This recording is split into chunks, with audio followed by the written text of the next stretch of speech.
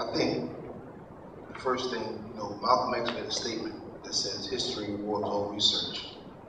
If we look at the Trayvon Martin case, for me as an individual, it only reminds and confirms me that white supremacy is alive and well in America, and the attitude that was the mind state of the first person to take the first African is still alive and well. I feel that Trayvon Martin's situation is a wake-up call.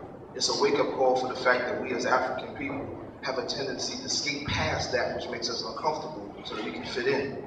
We have to remember that Florida is not Trayvon Martin's case. Florida is the home of Rosewood. Florida is the home of Sumter and all these many other cases that took place. So that mentality is not a Zimmerman situation, it's a Florida situation. That mentality is a situation of white supremacy, which is the idea that just because my skin is white and your skin is black, that you're less. And it also reminds me of comparison. Why do I say comparison? Because I don't know if you remember a year or so ago, right here in New York City, John White, a black man, was sent to jail for protecting his family on his land. The same thing that Zimmerman will get off of, because second-degree murder is a beatable case. He will eventually get off. And this is a situation where John White was arrested on the spot, went to jail on the spot. This man is a businessman, a homeowner, a good man in the community. And there was no questions of if he did this or if he did that. He killed a white man, so he went to jail. It's just that simple. And we as an African community, we have a tendency to forget. We have a tendency to watch past things because it makes us uncomfortable. And Trayvon's situation is immaterial.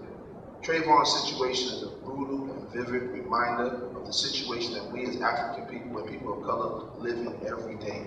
Yes, there are situations in our own community that we do to one another, but make no mistake, at the end of the day, it is the mentality of white supremacy that is the premise or the foundation of the mind state that not only caused Zimmerman, who by the way is not classic European. So this is someone who inherited this mind state. And because his light skin color, he felt he had the privilege of white supremacy because he was not of that race. So that's to show you how deep this mentality is, that someone who is just a little lighter than the African will feel that his life is more valuable than that black man's life. So we have to, tell that truth. And it's a hard truth, but if we don't tell it, we're doing ourselves a disservice. So for me as an individual, it is not a situation of tragedy, it's not a situation of surprise, it is a situation of reminder. It is a situation of what I should be doing as an African when it comes to these babies, which is telling the truth, telling the raw, uncut truth. In Alaska, the people of Alaska, when they have babies, they cut holes in the ice and they drop the baby in the water. And they pull the baby out the water. And that's a reminder to the child that you live in a cold environment. And this is the reality of your environment. It's time for African people to stop skirting around the bush, stop tipping through the tulips like we got something to lose. It's time for us to tell the truth. We don't have to worry about if we hate or don't hate. It's not in our nature to hate.